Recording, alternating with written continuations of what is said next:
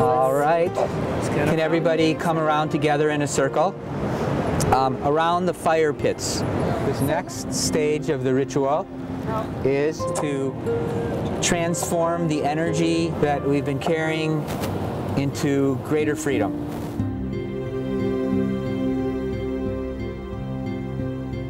We will be chanting together a mantra, which is a releasing mantra.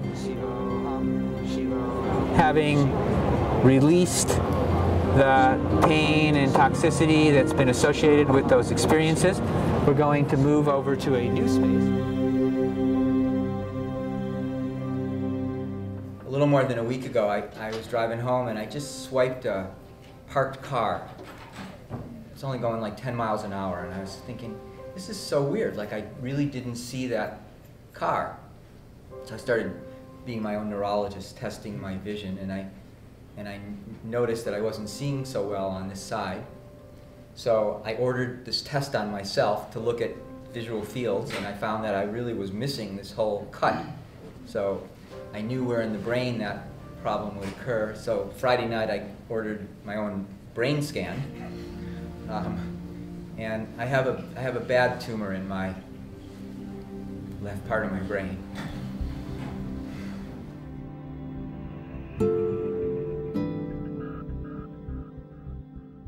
So we're on our way to surgery.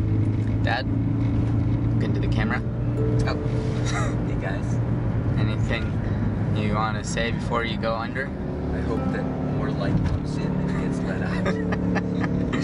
and how are you feeling? I'm feeling fine. I'm feeling peaceful and hopeful and positive and optimistic. I'm very appreciative for all the love that seems to be pouring out. It's interesting, I'm not anxious, I'm just kind of sad. And my sadness is for my kids. You know, I have these two young girls. I have my beautiful Max, although Max already knows everything I know and more. My dad got married to Pam, and now they've got two little girls, Sarah, who's 13, and Izzy, who's 9. You know, Izzy is this amazing firecracker little girl who's just got this like passion for adventure. Sarah is this very smart, super kind, very mature 13-year-old who just had her bat mitzvah. 6 months ago, our family learned that my father had a serious illness. I was devastated, scared, and couldn't understand why this was happening to us. We have always tried to live our lives paying close attention to how our actions affect others, and like most people, believe that if we did good things would happen to us.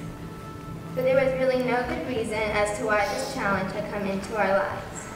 As time passed, I saw some things that made me realize that there was good coming out of this difficult situation.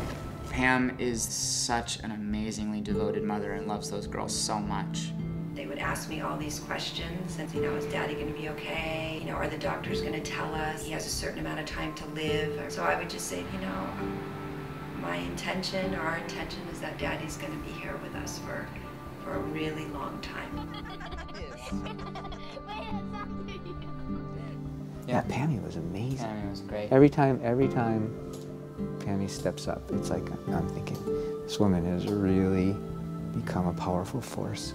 And then there's my dad, who's, you know, David Simon, the author and speaker and CEO and all-around amazing guy. You know, I was trained as a neurologist. I diagnosed my own brain tumor. I developed a disease that, as far as we know, has no known risk factors, and there's nothing I can do about it. It's like great evidence that God has a sense of humor.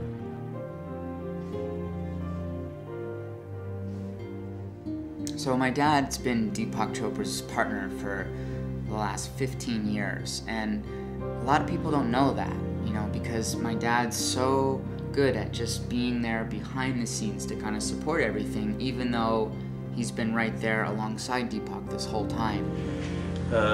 David is a brother. He's my best friend. Even remember how we planned the seduction of spirit course. We went for a walk and we created the whole course.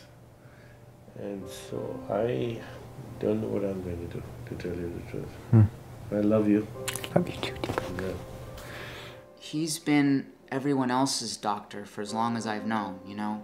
I mean, Deepak Chopra, Marianne Williamson, Debbie Ford, the world's greatest thought leaders, the people that have been responsible for inspiring millions of people, when they get sick or when something goes wrong in their life, because they're human, they go to my dad. And now that my dad's sick, they've come out for him. I guess the other thing that I want to say to you is that, you know, to me, you've always been the East and the West, a beautiful balance. This is super sad in one sense, and we all have tremendous amount of emotion that come up very regularly in this. And then there's the other side, which is literally the amount of blessings and joy that's coming out of this for all of us is so profound. I'll wake up early in the morning, you know, it's still dark, and I'll feel like there's like a sweetness in my body, just that I'm here, I'm still here, you know, it's so beautiful, I feel like crying. I think it's like hardwired in the Simon DNA that whenever something happens that's could be bad, it's kind of immediately turned around to what can be made good from it. You know, almost immediately I thought to myself, well, we should capture this experience and we should share it with the world. In many ways, it's an amazing gift that I am focused on this experience of mortality. And in the very focus of mortality, I feel like I'm progressively becoming immortal. And so I want to share this with people who want to hear this, because I really think that it will free us, all of us, to be more present, to be more loving, to be more creative. We're all strong people, really. I mean, David is so strong and brave and courageous, and he just goes on with life. It hasn't stopped him. He's still wanting to teach people. He's still, you know, making our garden beautiful, building a pond. You know, he's still just going. We have to imagine there's lots of people out there that are going through something similar, and I bet you have stories, and I bet you want to share your feedback, and you want to be a part of this, because not only will it strike a chord, but it'll also become a community where we can really support each other. There's no better preparation for exiting than living fully, you know, than living compassionately, than living lovingly, and just, you know, treating each other as if we were aware that it wasn't going to go on forever. We're going to be showing showing the world what's happening in real time, because there's so much that just feels so incredible and profound that we wanted to let you be a part of it too.